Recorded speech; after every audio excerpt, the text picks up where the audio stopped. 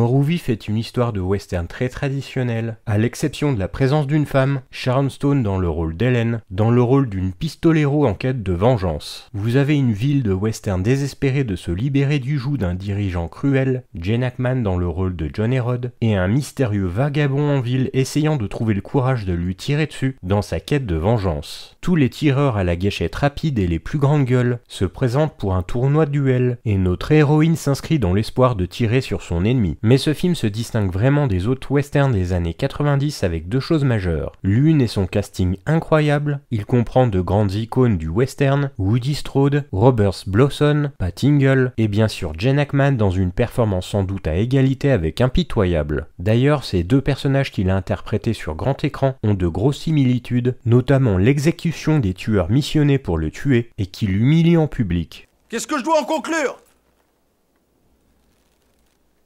Si vous avez tant d'argent à dépenser, je vais être obligé d'augmenter vos impôts. Il propose des rôles hauts en couleur pour les favoris du genre, Lance Henriksen, Kev David, Mark Boone Jr. et Tobin Bell entre autres. Il met en scène Gary Sinise juste après sa performance qui l'a rendu célèbre et nommé aux Oscars dans Forrest Gump. Et il y a deux costards qui étaient juste avant qu'il n'explose. Russell Crowe avant Elle est confidentielle et Gladiator, dans le rôle d'un ancien hors-la-loi devenu prédicateur pacifiste court, et Leonardo DiCaprio, connu pour Gilbert Grape, dans le rôle du Kid, le fils prétentieux au visage poupon d'Hérode, qui participe au concours juste pour attirer l'attention de son père. Nous voyons le Kid assailli de jeunes femmes lors d'un duel, quelque chose qui deviendra plus familier à DiCaprio un an plus tard, dans Roméo plus Juliette. Tout ça un peu avant Titanic.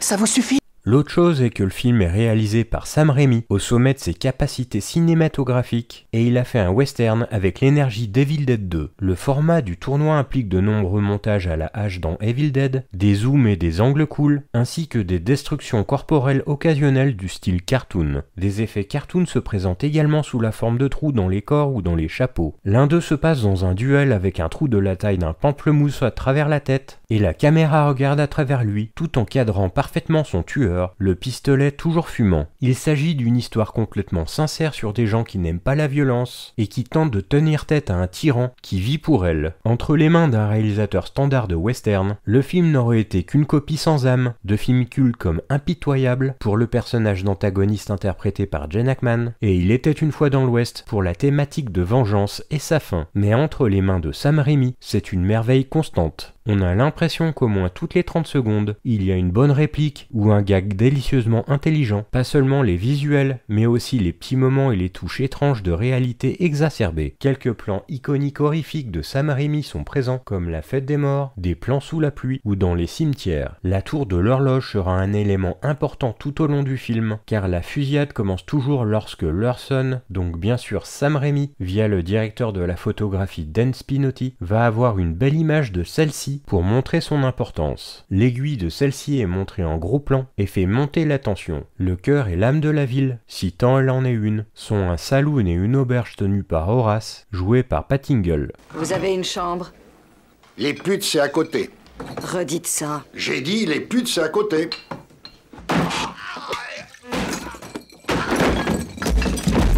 C'est ici que le tournoi démarre, alors que plusieurs personnages hauts en couleur inscrivent leur nom sur le tableau. Parmi eux, on trouve Sven Holterson, vu précédemment dans Chasse à l'homme de John Woo produit par Sam Raimi lui-même, dans le rôle du Danois Goodson, Mark Boone Jr. dans le rôle du détenu évadé. T'es mignonne, Pas toi. Il me faut une petite poulette.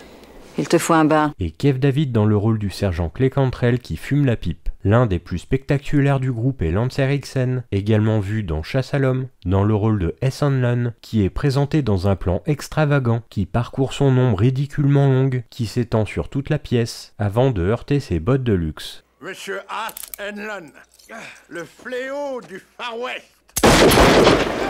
Cort, lui, a renoncé à la violence, et Hérode s'amuse à essayer de le faire rompre son vœu, et l'inscrit contre son gré au tournoi. Lorsque Cort a son premier duel forcé, les enfants font des boules avec de la crotte de cheval à main nue pour lui lancer dessus, une comparaison avec les enfants qui frappent hache asservis avec des bâtons, alors qu'il est mis au pilori au début de l'Armée des Ténèbres. Pour couronner le tout, il n'a le droit de porter qu'une seule balle à la fois, ce qui permet à la caméra de suivre celle qui lui est lancée lorsqu'il a besoin de recharger. C'est hyper cool comme plan, mais pas autant lorsque Hérode lui lance un verre d'eau à la tête, ce qui se transforme en un plan POV, comme le globe oculaire volant dans Evil Dead 2, et que Cord attrape et boit. Lorsqu'il remporte son premier round, il baisse les yeux, comme s'il était surpris de voir l'arme fumante dans sa main. Chasser le naturel, il revient au galop.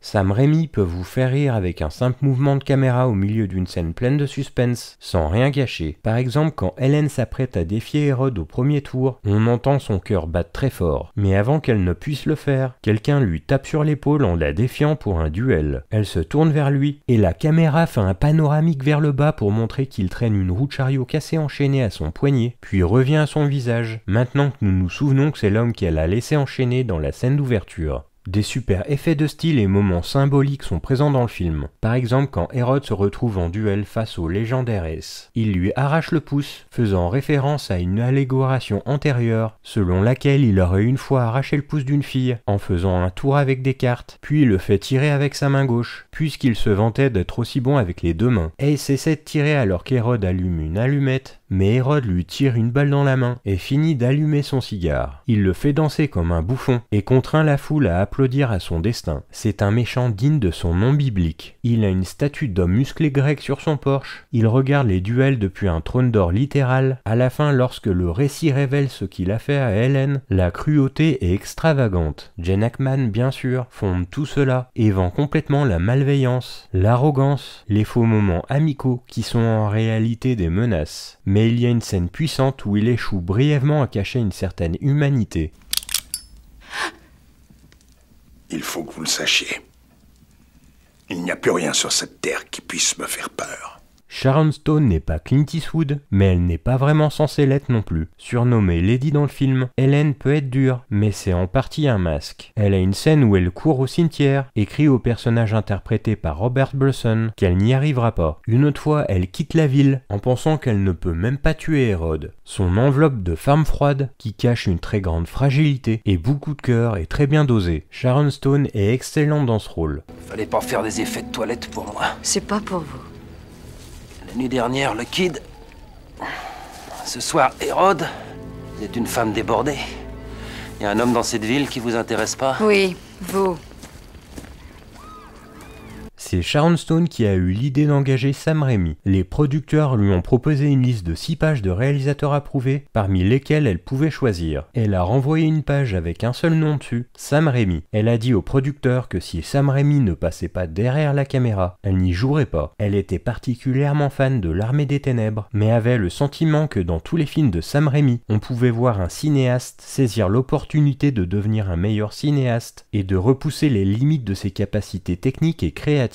C'était donc une excellente idée. L'histoire, certains visuels et la partition musicale d'Alan Silvestri rendent effectivement hommage au western spaghetti, mais on ne sent jamais le pastiche. C'est un film de Sam Raimi de bout en bout. Les montages caractéristiques d'Evil Dead 2 et de Darkman sont largement développés dans une histoire qui doit apporter un grand drame et avec des duels passionnants. La caméra de Sam Raimi pivote et zoome sur les visages, sur les étuis et fait craquer les articulations des doigts des duellistes en gros plan. Sans temps mort, le film est donc chargé de moments iconiques et montre des personnages très charismatiques, et pour les personnages de Russell Crowe et Sharon Stone, plutôt sexy. Sam Raimi superpose les plans du tueur et de la personne abattue pour réunir 2 points de vue en un seul. Il superpose également les duels avec les personnes qui les regardent. Une arme tombée est montrée minuscule, tournant sur l'écran devant les yeux d'Hélène. Un corps est emporté tandis que les yeux froids d'Hérode se dissolvent au-dessus, comme un empereur maléfique sur une affiche de film de science-fiction. Une autre séquence mémorable concerne la conception sonore. Lorsque Hélène essaie d'écouter le clic de l'horloge, que Cord lui dit pouvoir entendre juste avant que l'horloge ne sonne, nous tentons de l'écouter également, les regardant se tenir tendus alors qu'une mouche passe, des vêtements en cuir se froissent, des phalanges craquent, une femme dans la foule alerte. Cela implique totalement de spectateurs, c'est plutôt ludique, chose rare au cinéma. Ainsi s'achève le sermon de la journée.